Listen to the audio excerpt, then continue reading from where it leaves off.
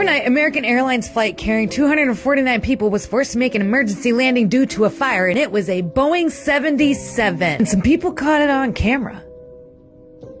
This looks like I don't know if it's a door, maybe it's a window, but there's a fire out there.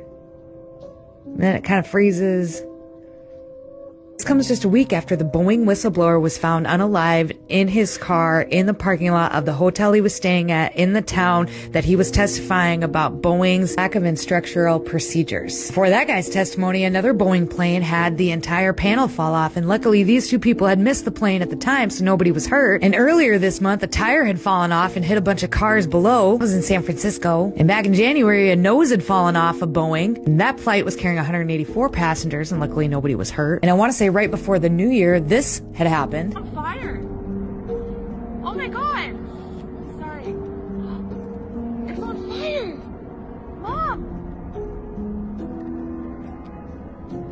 And on March 8th, a Boeing had lost the cargo door and a bunch of pets were being stored below, and now they're facing a $1 billion lawsuit from the pet owners. January 8th, a man who was living in Portland went out into his backyard and found a door or a panel that had fallen off a Boeing 747 MAX. I think planes are falling apart faster than Joe Biden's campaign. And I don't know if these are all like new issues or if they're just highlighted right now because Boeing has been trending for a few weeks. This guy has been coming out and whistleblowing on Boeing and the issues that they have been having for, I think, the last couple years. Maybe this has been going on a lot longer and we just never really paid any attention until, like I said, the last couple weeks, until this guy,